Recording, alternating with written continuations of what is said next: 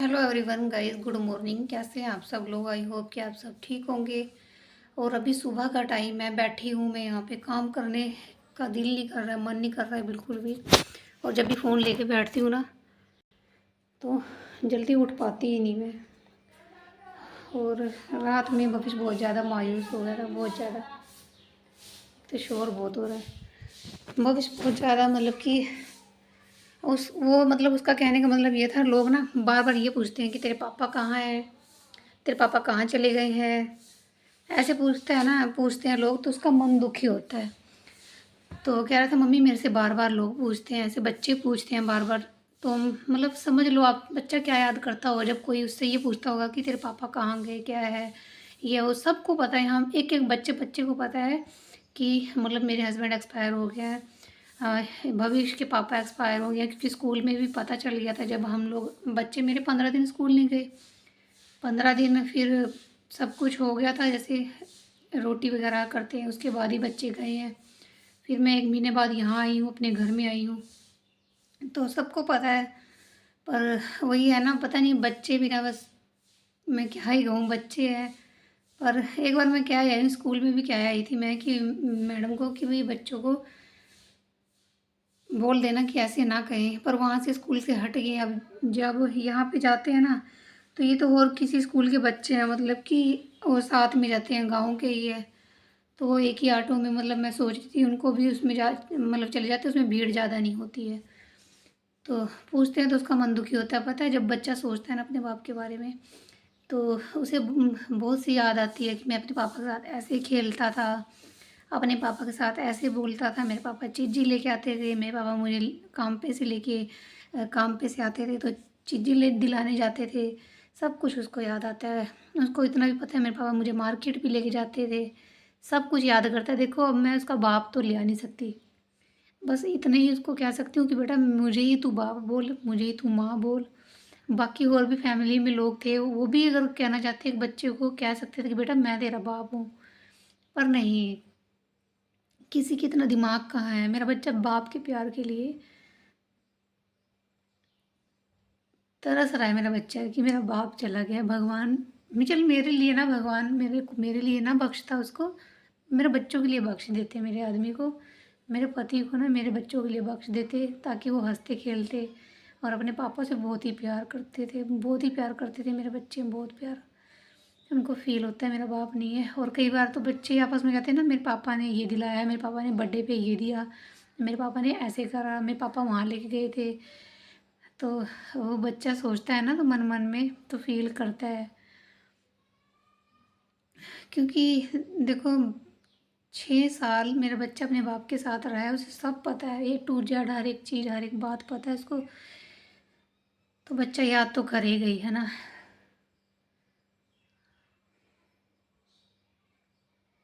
बहुत अंदर से अपने बच्चे की तकलीफ़ देख के ना बहुत ज़्यादा अंदर से पेन होता है दिल में कि कब मैं भगवान से लड़ूं जाके कि भगवान जी। और मेरी रूही ने क्या कहा था ना, इसी वीडियो में यहाँ ये रिकॉर्डिंग में लगा देती हूँ, सुन लो आप। यहाँ पे लगा देती हूँ, फिर आपसे बात करती हूँ क्या कहा। सुन लो पहले आप, फिर बताती हूँ मैं आप सबसे। हाँ बस ऐसे रख के आ जाओ। भगवान ने हमारी मदद करी थी, पापा को बुला दिया था। मतलब क्या, कैसे बता दी? मैं भगवान को कह रही थी कि आप कह रहे थे पहले, जब भगवान को कहा कि पापा को बुला, बहुत याद आ रही है, तो मैंने गई बुलाने। भगवान कह रहे ये धागा ले ले, इसको बांध ले, कल को आ जाएंगे पापा तेरे। हमने उससे कोई काम करा रहे हैं, अपना घर बनवा रहे हैं। भगवान कह रहे थे? अच्छा। बोल रहे थे अपने मंदिर में जाके, मैं अपने वाले, मैंने कहा वो लक्ष्मी माता बोल रही थी, कहते बर्फ के डाल में घर बना रहे हैं। अच्छा, अरे धागा दिया था, धागा मतलब वो मैंने पा के रखा था। कोमल दीदी बहुत चिढ़ रही थी देख देख के धागा। अच्छा, कि सत्ता आए नहीं, इसके पापा आ गए। अच्छा, सपने में मतलब वही आपने वाले मंदिर में गई थी सपने में? अच्छा, क्या तूने क्या कहा था? कहा भगवान मेरे पापा को वापस ला दो, एक पत्थर दे दो या फिर कुछ दे दो, मैं रगड़ लूँगी हाथ में अपने। भगवान कह रहे थे कि ले एक धागा ले ले, इसको अपने हाथ में या फिर अपने पास कहीं लटका को लियो, जैसे यहाँ पे कड़े में, उंगली में, हाथ में लटकावट को लियो। तो फिर मैंने हाथ में बांध लिया, वो खो गया। फिर मैंने ना ईंट के उधर देखा, कबड्डी इधर वो सुनाई नहीं देता, जोर से बोल। ईंट के उधर देखा तो कबड्डी कह रही वो है सपने में। तो कोमल दीदी कह रही या दिखा, कैसे कहा, मैंने नहीं दिखाया, मैं अंदर भाग गई। फिर आप कह रहे थे कि है ना क्या है ये, मैंने कहा मम्मा जो भगवान ने धागा दिया था आपको याद नहीं है? आप कह रहे थे कि ना मुझे कुछ याद नहीं है। फिर माता प्रकट हुई, पापा को लेके आई थी। हाँ।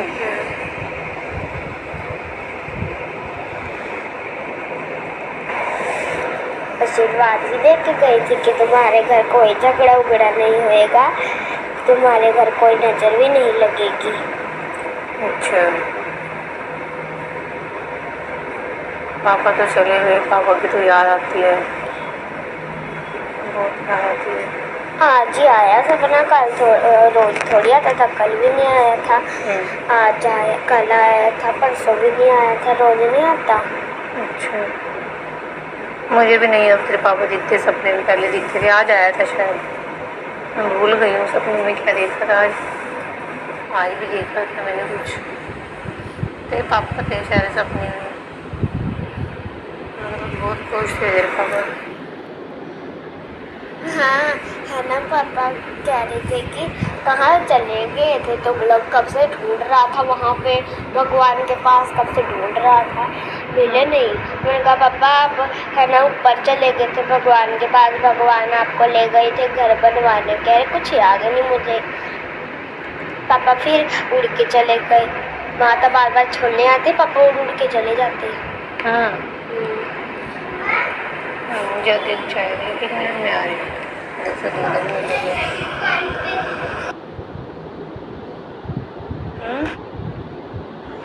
हाँ बस ऐसे रख के आ जाओ। मेरी रूही ने क्या कहा आप सबने सुन लिया होगा। और रूही बोल रही थी कि मम्मी मैंने सपना देखा था, तो सपने में माता आई मेरे को धागा बांधा, और उस माता ने कहा कि तेरे पापा अब वापस आ जाएंगे, ये धागा तो कहीं भी किसी को मत दिखाना, तेरे पापा वापस आ जाएंगे।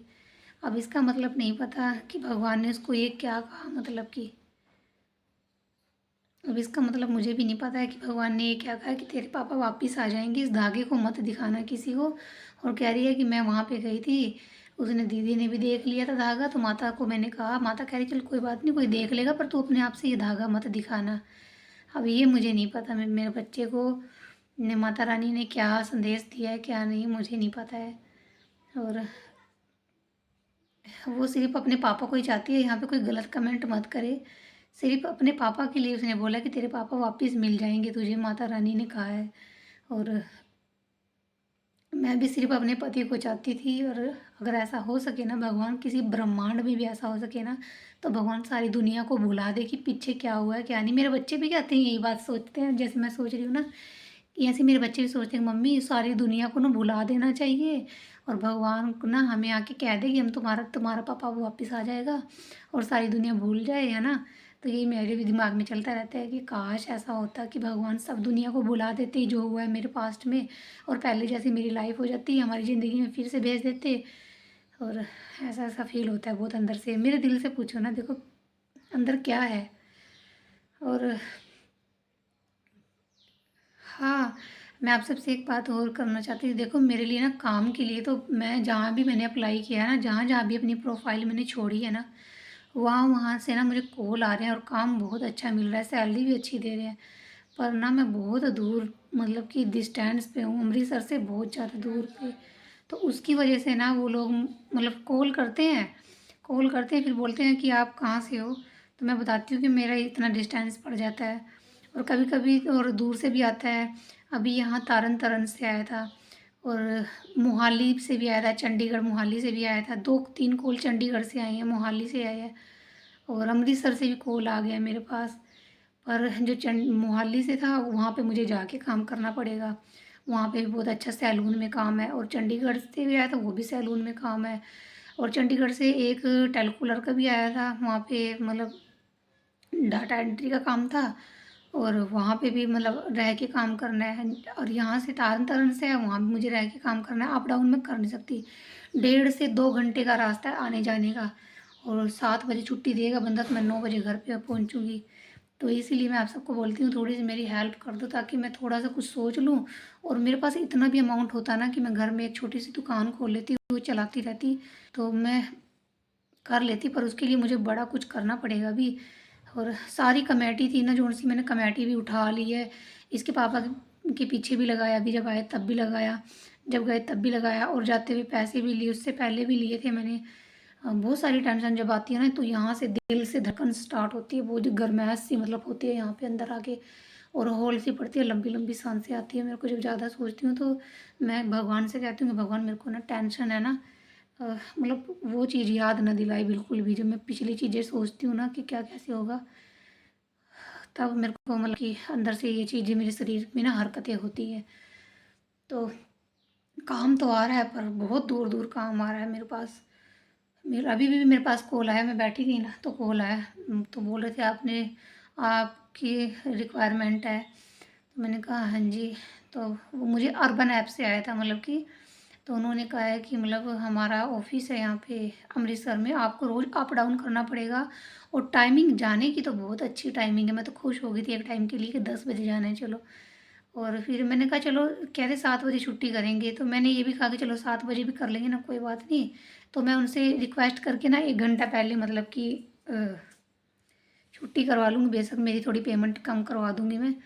तो 1 घंटे पहले मुझे छुट्टी दे देंगे तो चलो कोई बात नहीं। फिर कह रही कि आपको सर्दियों में बहुत दिक्कत हो जाएगी, कि सर्दियों में देखो टाइम हो जाता है और सर्दियों में और काम का जो पार्लर का सीजन है ना, जो जैसे ये एक टाइमिंग होता है, सीजन का हिसाब होता है। काम कहीं से भी आ गया ना, मान लो 10 बजे भी रात को आ गया ना, आपको जाना पड़ेगा, करना ही पड़ेगा वो काम। और यहाँ पे अगर मैं अपना कर लेती हूँ यहाँ तो मुश्किल है, बहुत मुश्किल है। अगर मार्केट में खोल लेती हूँ उसके लिए पैसा चाहिए, मेरे पास पैसा नहीं है इतना, मैं झूठ नहीं बोलती, मेरे पास पैसा नहीं है। और क्या करूँ मुझे कुछ समझ नहीं आ रहा।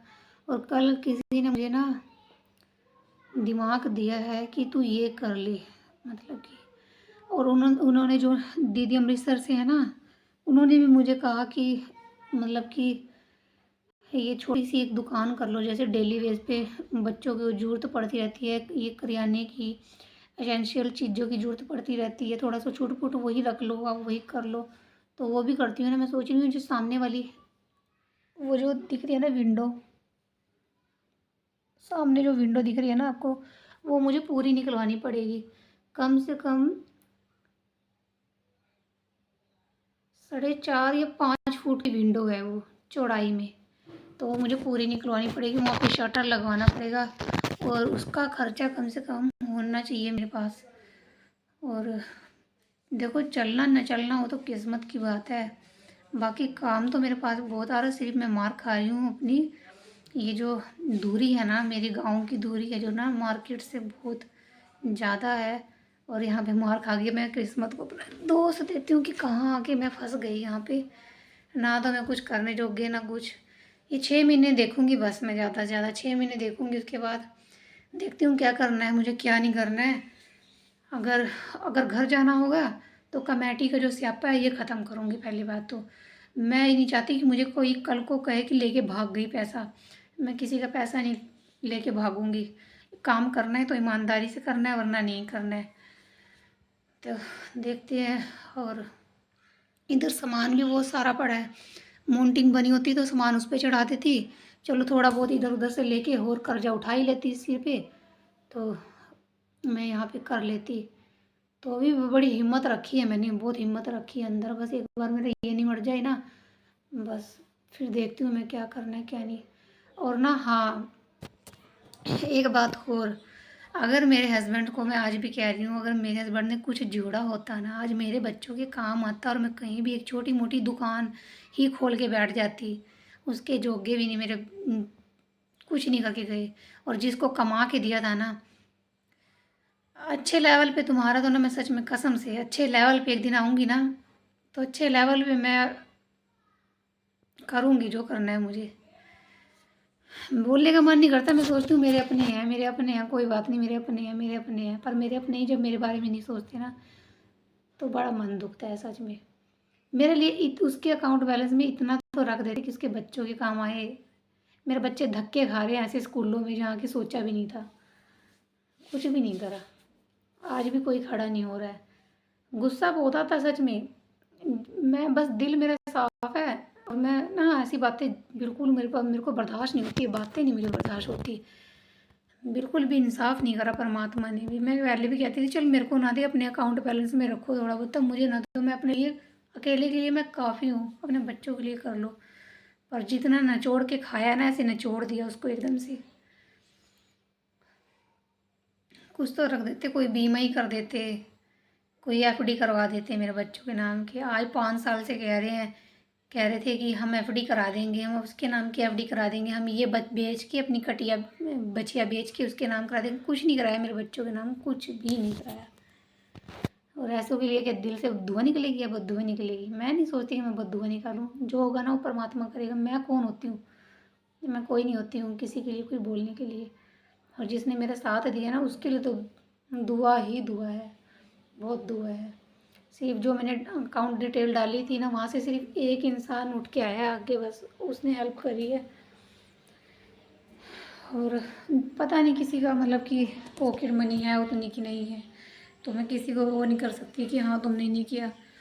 पता नहीं कौन कैसा होगा कैसा नहीं, सब तो एक जैसे नहीं होते ना। तो बारिश का मौसम बना है, काम करने की सोच रही हूँ तो हिम्मत नहीं पड़ रही है। कपड़े भी रखे हैं, तो एक वीडियो भी डाली थी वो भी नहीं अपलोड हुई। वो मतलब कि अबॉर्टेड करके कुछ नेटवर्क प्रॉब्लम करके ऐसे कुछ करके आ गया है। उसे मैं दोबारा से देखूँगी, अपलोड करूँगी। और एक वीडियो में इतना टाइम लग जाता है ना, चलो 2 घंटे लग जाए ना तो कोई बात नहीं है, इतना टाइम नहीं लगना चाहिए। बहुत सारी प्रॉब्लम चल रही है ज़िंदगी में। तो ठीक है guys, thank you so much, thanks for watching my video. और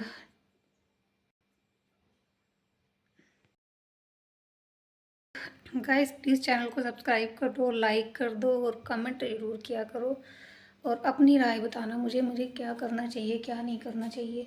घर में इतना मतलब मैसी सा हो रखा है, घर ना समझ नहीं आ रहा कहाँ से शुरू करूँ कहाँ से ख़त्म करूँ। इधर देख रही इधर खिलाना पड़ा है, इधर देख रही हूँ इधर खिलाना पड़ा है, इधर देख रही हूँ इधर पूरा अटरम पटरम हो रखा है, इधर देख रही हूँ इधर पूरा घर बिखरा पड़ा है। मैं क्या करूँ क्या ना करूँ, कुछ समझ नहीं आ रहा है।